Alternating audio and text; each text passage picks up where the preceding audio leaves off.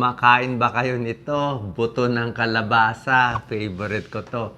Yung iba, mahilig sa buto ng pakwan. Kaya lang, buto ng pakwan, baka masira ipin natin eh. Buto ng kalabasa, isip natin walang benefits, di ba? Pero ang dami po niyang benefits. Mas marami pa kaysa sa mani. Mas siksik pa siya sa mineral and vitamina compared sa mani. Kita mo, sa mga lalaki, para makabuntis, sa puso, sa blood sugar, may benefits siyang buto ng kalabasa. Squash seeds. Sa Amerika, pumpkin seeds. Sa atin, squash seeds. Tingnan nyo ang dami ng nutrition niya. Okay? Konti lang naman kakainin nyo.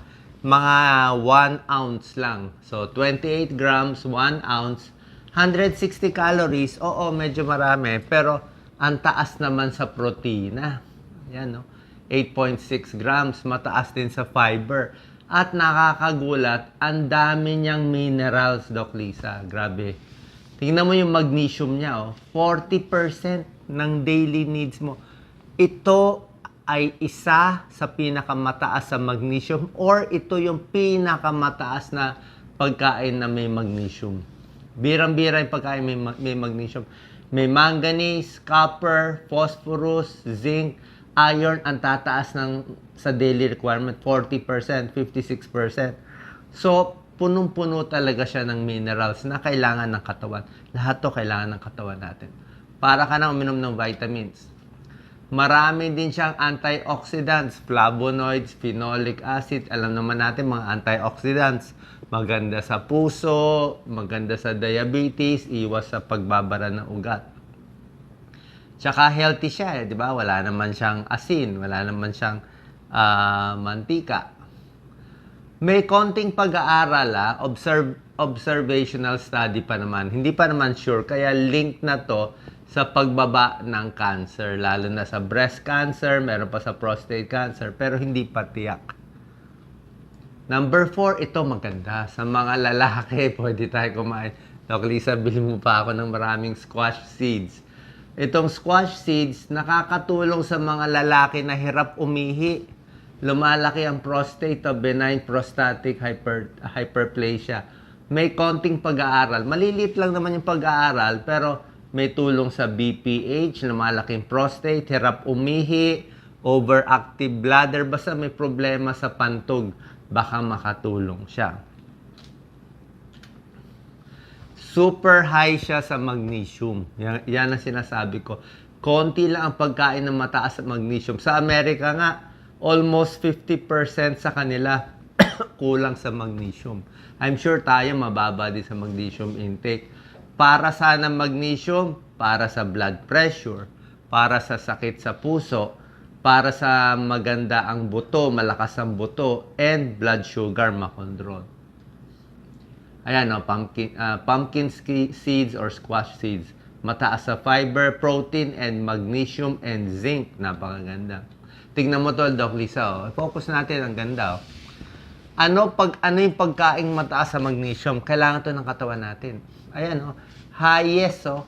Squash seeds or pumpkin seeds, o buto ng kalabasa, 152 per 1 ounce. Yan, no?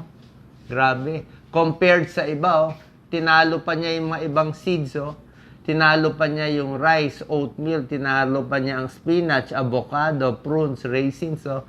Mabababa yung numero. Ito, pinakamataas, 152.